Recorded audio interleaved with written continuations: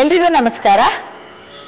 ಇವತ್ತಿನ ಒಂದು ಸಬ್ಜೆಕ್ಟ್ ಅಂದ್ರೆ ಚರ್ಮದ ಒಂದು ಕಾಯಿಲೆ ಅಂತ ಹೇಳ್ಬೋದು. ಚರ್ಮಕ್ಕೆ ಸಂಬಂಧಪಟ್ಟ ಕಾಯಿಲೆಗಳಲ್ಲಿ ಬೇಕಾದಷ್ಟಿರುತ್ತೆ. ಅದರಲ್ಲಿ ತುಂಬಾ ಹೆಚ್ಚು ಕಾಡುವಂಥದ್ದು ಝೋರಿಯಾಸಿಸ್ ಅಂತ ಹೇಳ್ಬೋದು. ಅದಕ್ಕೆ ಎಲ್ಲೂ ಕ್ಯೂರ್ ಇಲ್ಲ ಅಂತಾನು ಕೂಡ ಹೇಳ್ಬೋದು. ಯಾಕೆಂತಂದ್ರೆ ನೀವು ಎಲ್ಲೇ ಯಾವುದೇ ಒಂದು ಆಯಿಂಟ್ಮೆಂಟ್ ಆಗಿರ್ಬೋದು ಅಥವಾ ಇಂಟೆಕ್ ತಗೊಳ್ತೀರಿ, ಅದು ಸ್ಟಿರಾಯ್ಡ್ಸ್. ಸೊ ಯಾರು ಸ್ಟಿರಾಯ್ಡ್ಸ್ ತಗೊಂಡು ಸಪ್ರೆಸ್ ಮಾಡ್ತೀರಿ, ಅದ್ರ ಡಬಲ್ ಆಗಿ ಹೊರಗಡೆ ಬಂದೇ ಬರುತ್ತೆ. ಎಷ್ಟು ವರ್ಷದಿಂದ ಸಫರ್ ಮಾಡ್ತಿದ್ರಿ, ಎಷ್ಟು ಅದು ಹೆಚ್ಚಾಗ್ತಾ ಹೋಗ್ತಾ ಇದೆ ಅನ್ನೋದನ್ನ ನೀವು ಗಮನದಲ್ಲಿ ಇಟ್ಕೊಂಡು ಮೆಡಿಸಿನ್ಸ್ ಅನ್ನ ತಗೋಬೇಕು.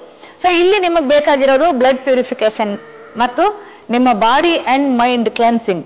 ಯಾಕೆಂತಂದ್ರೆ ಯಾರಲ್ಲಿ ಓವರ್ ಬರ್ಡನ್, ಸ್ಟ್ರೆಸ್ ಆಗಿರುತ್ತೆ, ಆತಂಕ ಇರುತ್ತೆ, ಅಂತವರಿಗೆ ಇಮ್ಮಿಡಿಯೇಟ್ ಆಗಿ ಚರ್ಮದ ಮೇಲೆ ಸಿಂಪ್ಟಮ್ ಕಾಣಿಸ್ಕೊಳ್ತಾ ಹೋಗುತ್ತೆ. ಅಂದ್ರೆ ಫಸ್ಟ್ ಚರ್ಮ ಕಪ್ಪಾಗೋದು ಅಥವಾ ತುರಿಕೆ ಸ್ಟಾರ್ಟ್ ಆಗೋದು, ಸರ್ಕ್ಯುಲೇಷನ್ ಅಲ್ಲಿ ಪ್ರಾಬ್ಲಮ್ ಆಗೋದು, ಗಾಯ ಆದ್ರೆ ಅದು ವಾಸಿ ಆಗೋದೇ ಇಲ್ಲ. ಶುಗರ್ ಪೇಷಂಟ್ ಅಲ್ಲಿ ತುಂಬಾ ಹೆಚ್ಚಾಗಿರುತ್ತೆ. ಇನ್ನು ಬೇರೆ ಕಾಮನ್ ಪೀಪಲ್ ಕೂಡ ಈ ತರ ತುಂಬಾ ಸಫರಿಂಗ್ ಇದೆ.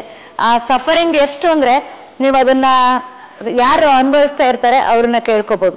ಸೊ ಅಷ್ಟು ಪ್ರಾಬ್ಲಮ್ ಇರುತ್ತೆ. ಸೊ ಅದಕ್ಕೆ ಬೇಕಾಗಿರೋದು ನ್ಯಾಚುರಲ್ ರೆಮಿಡಿ. ಸೊ ಆ ಚರ್ಮ ಸರಿಯಾಗ್ಬೇಕು ಅಂದಾಗ ಒಳಗಡೆಯಿಂದ ಪ್ಯೂರಿಫೈ ಆಗ್ಬೇಕು ವಿನಃ ಮೇಲಿಂದ ಸಪ್ರೆಸ್ ಮಾಡಿದ್ರೆ ಅದು ವೇಸ್ಟ್ ಅದು.